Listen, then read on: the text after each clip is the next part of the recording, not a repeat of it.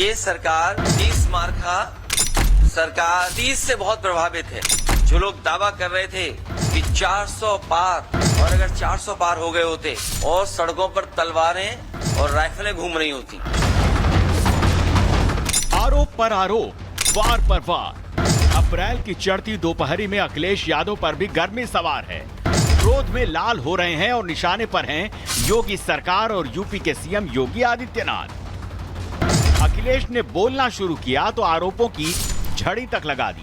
अखिलेश ने बीजेपी को सबसे बड़ी भूमाफिया पार्टी बता दिया और योगी को 30 मार खा तक करार दे दिया। अखिलेश ने बात कुंभ में हुए हादसे की भी उठाई और आरोप 400 पार वाले भी लगाए। लेकिन जो इन सब में सबसे अहम रहा वो था जातीय बंटवारे को लेकर दिया गया बयान। अखिलेश कह रहे हैं कि बीजेपी बांटो और राज करो वाली सिस्टम अपनाती है।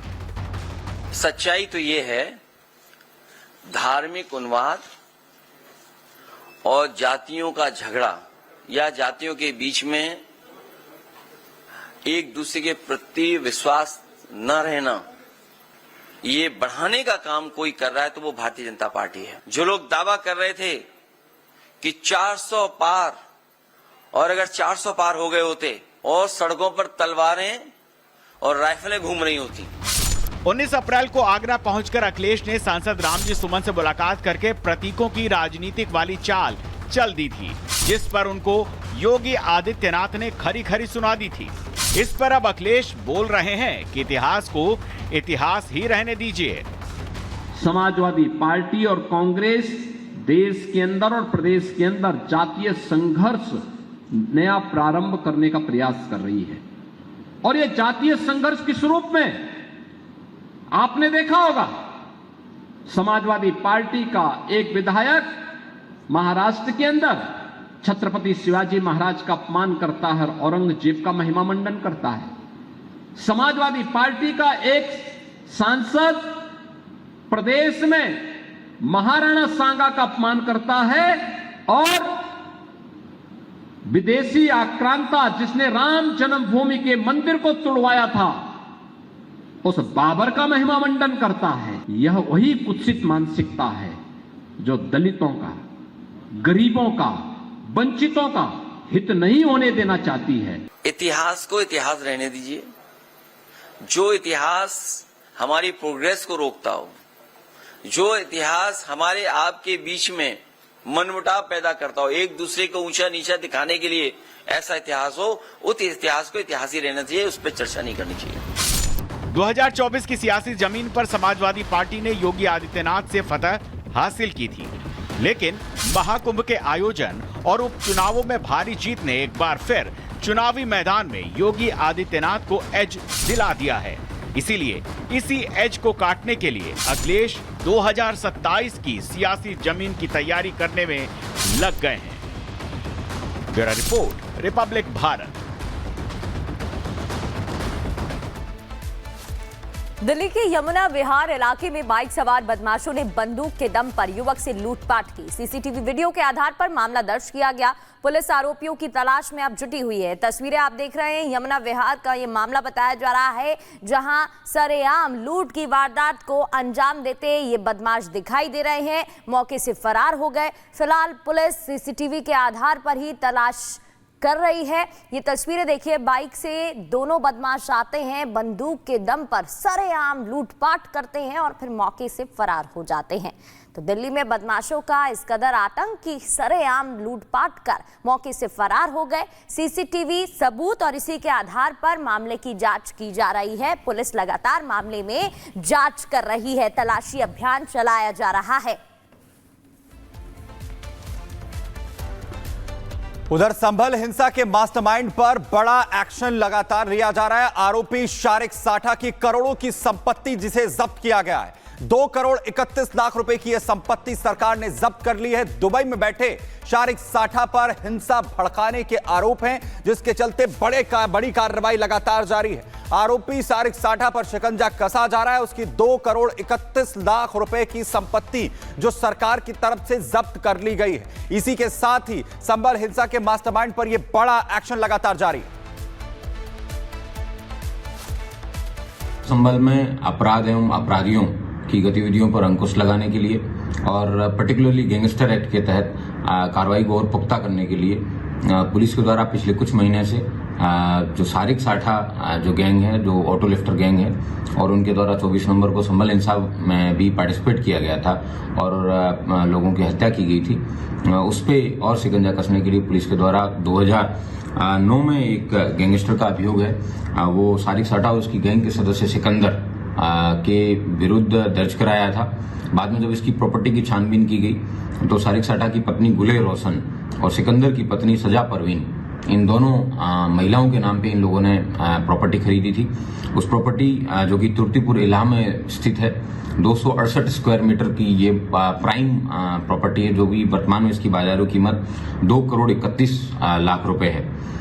इसको 2011 में गैंगस्टर एक्ट के तहत जिलाधिकारी कार्यालय जो वहां से कोर्ट से अटैच किया गया था, उसको अभी पिछले कुछ महीनों में पैरवी करके पुलिस के द्वारा सेक्शन 15 में एडीजे गैंगस्टर कोड के तहत इसको सरकार में निहित किया गया है।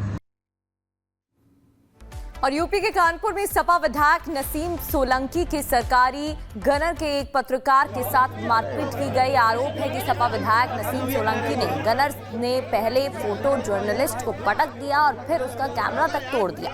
सपा विधायक नसीम के गनर के पत्रकार के साथ मारपीट करने का ये मामला है। तस्वीरें आप देख रहे हैं, जब सड़क का लोकार्पण कार्यक्रम चल रहा था तब उस दौरान मारपीट की गई। फिलहाल एडीसीपी ने सिपाही मोहम्मद शाहिद को लाइन हाजिर कर दिया है।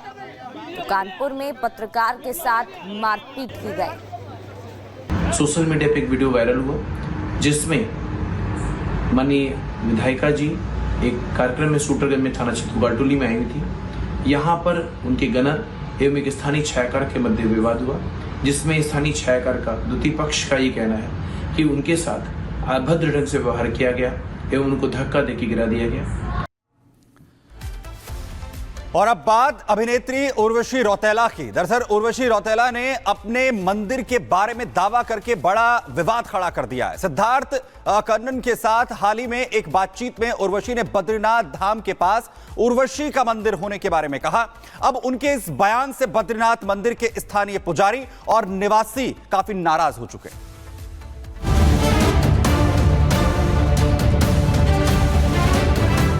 ऑलरेडी मेरे नाम का मंदिर है, उर्वशी मंदिर। अभिनेत्री यदि अपना बताती है, हम इसका घोर विरोध करते हैं। बॉलीवुड एक्ट्रेस उर्वशी रौतेला अपने इंटरव्यू में अक्सर उल जुलूल बातें करने के लिए चर्चा में रहती हैं। उर्वशी ने इस बार दावा किया है कि 4 धाम में बद्रीनाथ मंदिर के पास उनका मंदिर है। उनके दावे से विवाद खड़ा हो गया और साधु संत भड़क गए। ऑलरेडी मेरे नाम का मंदिर है, उर्वशी मंदिर। अभिनेत्री यदि अपना बताती है, हम इसका घोर विरोध करते हैं। उनके इस बयान की भर्त्सना करता है और हम सरकार से मांग करते हैं कि उर्वशी रौतेला के खिलाफ प्रभावी कार्रवाई की जाए। उर्वशी रौतेला के जिस दावे पर माफी की मांग की जा रही है वो भी सुन लीजिए। उत्तराखंड में ऑलरेडी मेरे नाम का मंदिर है, उर्वशी मंदिर। आप बद्रीनाथ के टेम्पल के मंदिर के दर्शन करने जाओगे ना, उसके ठीक बाजू में there is a temple called Urvashi. आपके नाम का? हाँ, उर्वशी मंदिर वहाँ पे है। माने आपके लिए डेडिकेटेड है? हाँ, उर्वशी मंदिर वहाँ पे है। तो जो टेम्पल आपका है ये कहाँ एग्जैक्टली है आपका? ये बद्रीनाथ जब जाते हैं 4 धाम की यात्रा करने के, तो बद्रीनाथ के ठीक अंदर जाकर के 1 किलोमीटर की दूरी में है। और वहाँ पे लोग माथा टेकते हैं? प्रॉपर मंदिर है आपके नाम? हाँ, उर्वशी मंदिर। तो माने माथा टेकते हैं और आपसे ब्लेसिंग लेते हैं? मंदिर है तो वही तो करेंगे। बोलते बोलते उर्वशी ने यह भी कहा कि वो चाहती हैं कि दक्षिण भारत में भी उनके नाम का एक मंदिर बने, क्योंकि उन्होंने वहां कई फिल्मों में काम किया है। I made my debut with mega star Chiranjeevi. फिर मैंने पवन कल्याण गारू के संग काम किया ब्रो फिल्म में। फिर मैंने बालाया बाबू के संग काम किया। मेरी बस ये चाह है कि उनके भी टेम्पल्स हैं तो साउथ में कुछ ऐसा कुछ हो कि फॉर माई फैंस कुछ वहाँ पे कुछ हो। तो एक टेम्पल आपके यहाँ है, आपके नाम पे, आप चाहते हैं साउथ में भी आपके टेम्पल्स बने? हाँ, क्योंकि काम साउथ में हो रहा है ना, तो साउथ में होना चाहिए।